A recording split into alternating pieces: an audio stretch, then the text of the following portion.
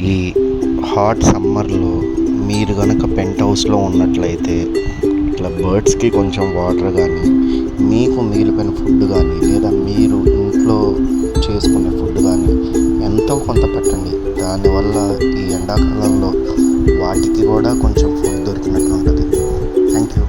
మీరు కూడా ఇట్లా చేస్తారని నేను ఆశిస్తున్నాను. Thank you friends.